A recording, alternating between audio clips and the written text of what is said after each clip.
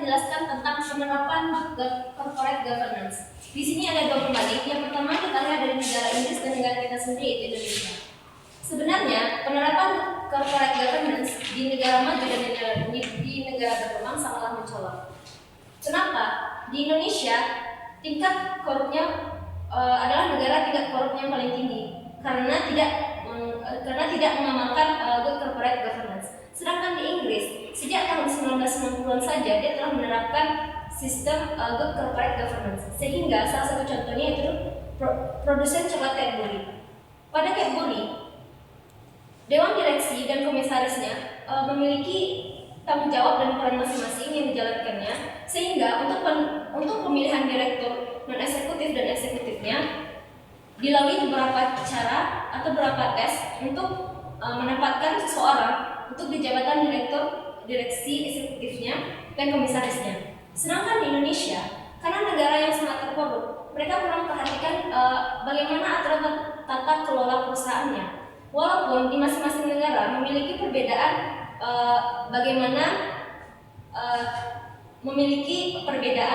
peraturan perundang-undangan yang mengatur tentang aturan tata kelola perusahaan tersebut. Intinya sama, yaitu bagaimana peran dari pemegang saham, bagaimana peran dan tanggung jawab stockholders, bagaimana perusahaan memberikan gambaran sehingga keputusan yang diambil oleh komisaris atau direktur dan stockholders dapat berjalan dengan baik. Di Inggris, komite Cadbury memberikan saran untuk memberikan leluasa kepada direktur komisaris untuk menjalankan perusahaan dibanding dengan stockholders lainnya. Sedangkan Indonesia karena memiliki perusahaan-perusahaan yang kurang go public. Kenapa? Karena Indonesia lebih memilih kepada perusahaan tersebut dijalankan dengan secara kekeluargaan, sehingga kurang mempercayai pemodal lain atau stockholders lain untuk menjalankan perusahaannya. Sehingga kalau dilihat dari good corporate governance-nya, Indonesia kurang menjalankan good corporate governance karena memang Indonesia kurang mempercayai pemodal lain untuk menjalankan perusahaannya. Dia lebih memilih untuk menjalankan perusahaannya sendiri dengan lingkungan keluarganya sendiri. Sedangkan di Inggris, dia lebih cenderung kepada bagaimana suatu perusahaan dapat dijalankan atau dijalankan dengan pemodal lain. Karena menurut mereka, dengan perusahaan tersebut didatangkan atau menerima pemodal lain, maka akan semakin banyak proses kemajuan yang akan mereka dapat. Sehingga good corporate governance di Indonesia sangatlah masih kurang dibandingkan dengan negara-negara maju di luar sana. Contohnya Inggris, dapat kita lihat dengan produsen coklat Cadbury.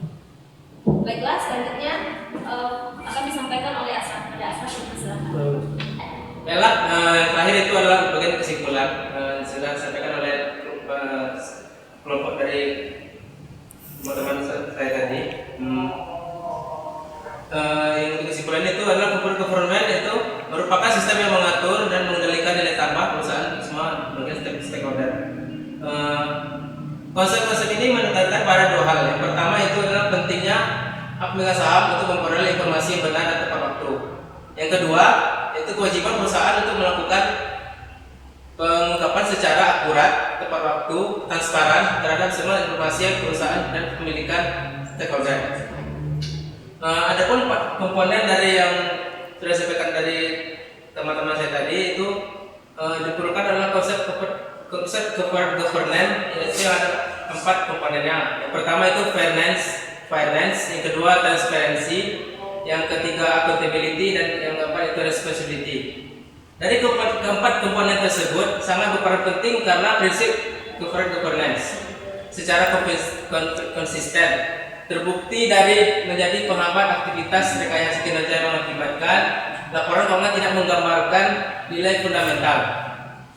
Jadi, dari hasil penelitian lembaga independen bahwa pelaksanaan corporate governance di Indonesia sangat rendah, disebabkan oleh kenyataan bahwa perusahaan di Indonesia belum sepenuhnya memiliki corporate culture sebagai inti dari corporate governance. Pemahaman tersebut membuka wawasan bahwa corporate kita belum dikelola dengan benar. Itulah hasil dari diskusi presentasi dari kelompok kami.